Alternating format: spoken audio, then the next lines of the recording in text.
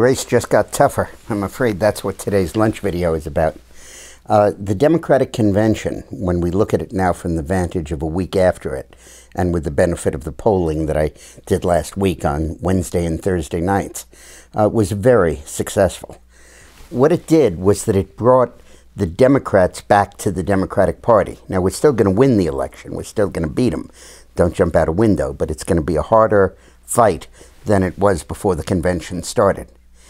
During the convention, I couldn't really figure out why Bill Clinton and Barack Obama kept talking about the Republican Party, the GOP Congress, the Tea Party, the conservatives, and all of that stuff, and not as much about Romney and about Ryan.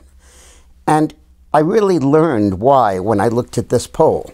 Obama seems to have gone through 3 stages in this campaign. The first was when he realized early on that he could not make this a referendum on his record, because it's so terrible and so dismal that you couldn't do that. He knew that. So he realized the election had to be a choice, and he's used that word 1,000 times. And originally it was a choice between Barack Obama and Mitt Romney. But then, after he spent $150 million of negative advertising, savaging Romney on Bain Capital and on tax returns and on offshore bank accounts, he didn't succeed. Romney's ratings are just about identical to what they were before they started the ads. And Obama realized that if it is a contest between Romney and Obama, Obama is likely to lose. So he recast the choice as between the Democratic Party and the Republican Party, or more exactly, the Democratic Party and the extreme right of the Republican Party, as he chose to paint it and depict it.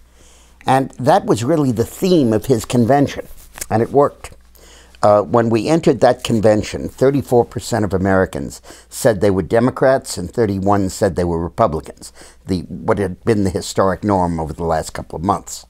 After the convention, the number of Democrats grew from 34 to 38, and the number of Republicans fell from 31 to 28. So instead of a 3-point difference, there was a 10-point difference. And it reflected itself in the vote.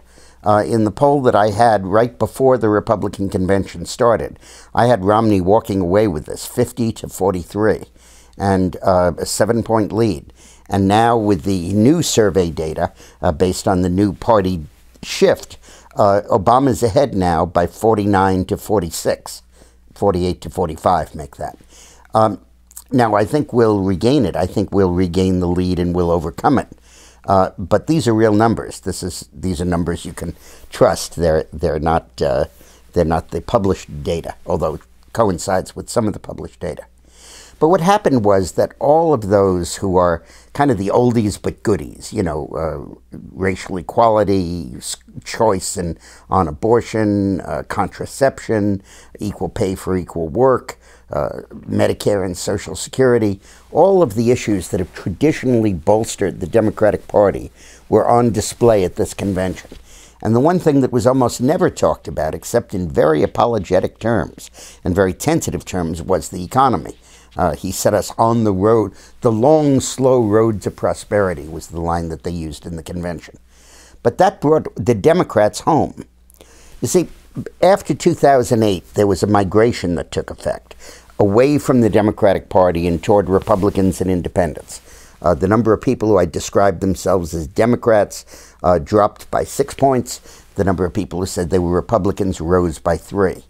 And that tectonic shift under our feet really spelled a great difference in the election results of 2010 and until this convention in the likely results in 2012. But Obama got a lot of those Democrats back in that convention, not over the modern issues, not over the current issues, not over the economy, not over our international standing, not over the regulation, not over any of that, but over this sort of nostalgic glow of the traditional Democratic Party issues. Now, the reason that that's not going to last and what we have to do to counter it is that when you really go to voters and you really say, okay, who do you agree with more? And you state it impartially. The party that says, we'll have government leave you alone, or the party that says, we'll have government give you a helping hand. A charitable description of both parties' positions.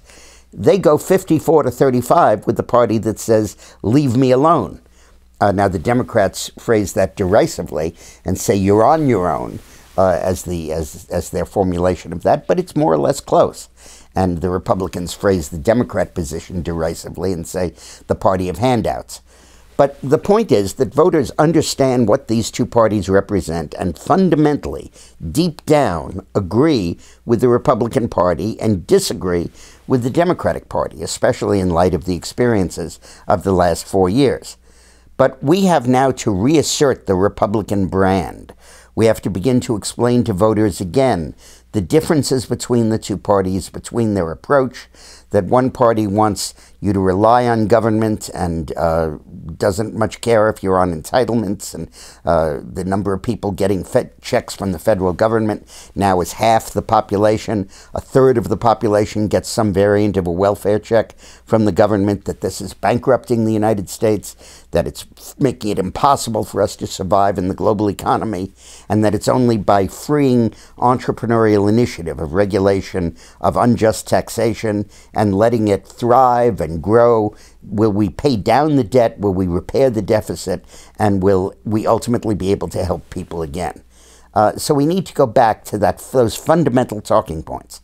Now, for you and for me, this means we have to work a lot harder. This election, frankly, was a bit of a cakewalk before these conventions. Now it's not. Now it's a tough fight, and we've got to go back to that. So please, don't take anything for granted this year. And this is from the fount of all optimism about this race. We'll still win it, but it's a tougher fight. Now, as we follow this election, Eileen and I and Clayton Leota wrote a book called Dubs Runs for President. You recall that the last book was Dubs Goes to Washington.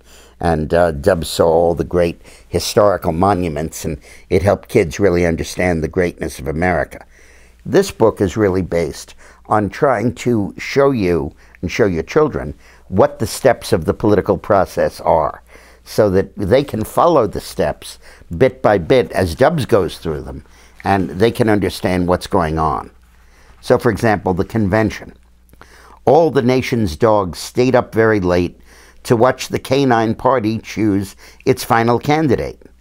Dubs appeared in the huge convention hall and spoke at great length of his promises for all. I pledge, he said, to give one and all your very own yellow tennis ball. And dogs should be allowed, Dubs then said, to sleep with their owners right on the bed.